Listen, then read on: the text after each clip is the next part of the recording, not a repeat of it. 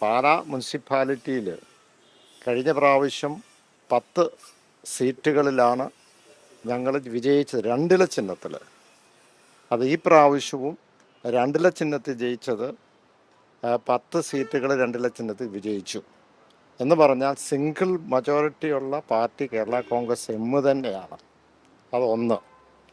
രണ്ട്, പാലാ നിയമസഭാ മണ്ഡലത്തിൽ എൻ്റെ കയ്യിൽ കണക്കുണ്ട്, നമ്മളെ കാണിക്കാം. നിയമസഭാ മണ്ഡലത്തിൽ 2198 വോട്ട് ലീഡ് LDFനാണ്. 2198 വോട്ട്.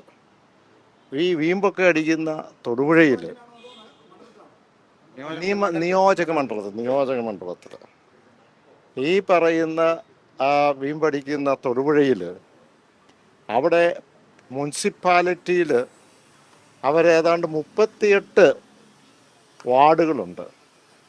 വിജയിച്ചത് ജോസഫ് ഗ്രൂപ്പ് വിജയിച്ചത് 2 മാത്രമാണ്. ഇനി അത് പോട്ടെ, നമ്മളാരെ ആക്ഷേപിക്കാനൊന്നുമില്ല. പിന്നെ പറഞ്ഞ ഉത്തരം പറയണുണ്ട്, ഇനിയും പറയാനുണ്ട്. 80-ന് ശേഷം മുനിസിപ്പാലിറ്റി ഫോം ചെയ്തതിന് ശേഷം ഒരു പ്രാവശ്യം പോലും മുനിസിപ്പാലിറ്റി ഒരു ചെയർമാനായി ജോസഫ് ഗ്രൂപ്പ് വന്നിട്ടില്ല. പക്ഷേ കേരള കോൺഗ്രസ് 3 പ്രാവശ്യം വന്നിട്ടുണ്ട്, ഞങ്ങളുടെ ആൾക്കാർ വന്നിട്ടുണ്ട്.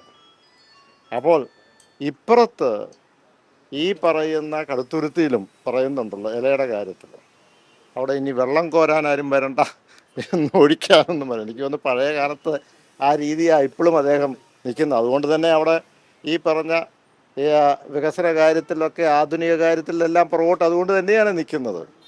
പുതിയ ഒരു മെക്കാനിസം ഉണ്ട്, ഡ്രിപ്പ് ഇറിഗേഷൻ. വെള്ളം കോരി ഒഴിക്കേണ്ട കാര്യമൊന്നുമില്ല.